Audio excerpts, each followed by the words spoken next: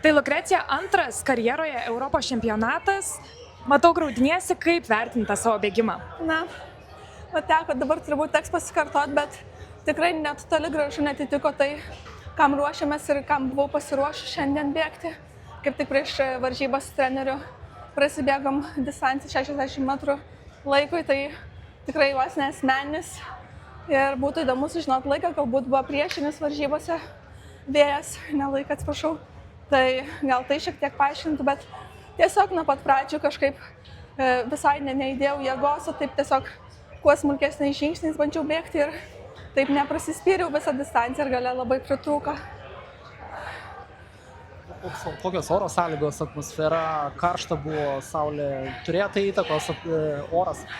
Oi, oras nebent tik padėt galėjo. Žiauriai geras oras, tikrai. Mano geriausi rezultatai yra prie dar karštesnių orų. Ir ta saulė švietė ir vėjo bent jau pradžių tai tikrai nejaučiu. Tai oro sąlygos buvo tikrai puikios, dėl to dar labiau gaila, kad negalėjau jomis pasinaudoti. Vis tiek tavo varžovės yra kai kurios tikrai gerokai daugiau patirties turinčios pačiai, kaip jau minėjau, yra tik tai antrosios pirmenybės. Tai kaip manai, ar galėjo galbūt ir patirties trūkumas, gal ateityje, jau kitaip su tuo ir jauduliu sutvarkytumai? Aš irgi galvoju, galbūt patirties tokia, bet vis tiek ir anksčiau, kai buvau dar jaunesnė, dar su mažiau patirties geriau sekėsi tarptautinėse varžybose, tai manau, kad gal čia kažkur kitur slypi, bet šitą bėdą ir su treneriu laukiu, nes laukiu pasitart, kad kažkiek sugrąžintų realybę ar paaiškintų, kas čia buvo blogai ir kad dar gali viskas būti kitaip. Kas dar laukia šiame sezone? Tai rugsėjo 23 dieną bėgsime mix estafetę 4x100 Deimantinėje lygoje.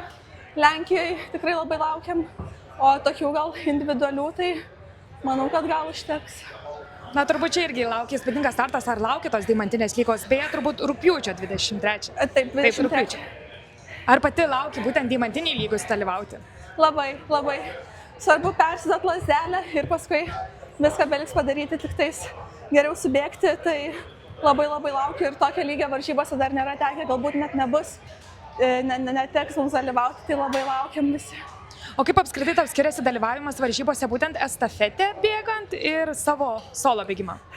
Na, dar daugiau atsakomybės, kai su estafetė išvažiuojame į varžybas, nes tikrai, kadangi aš antru etapu, tai ir paim gerai, ir perduot gerai, tai tikrai daug atsakomybės ir būna jaudulio, bet nepalyginsi emocijos, tai tikrai 4 kartus būna stipresnis.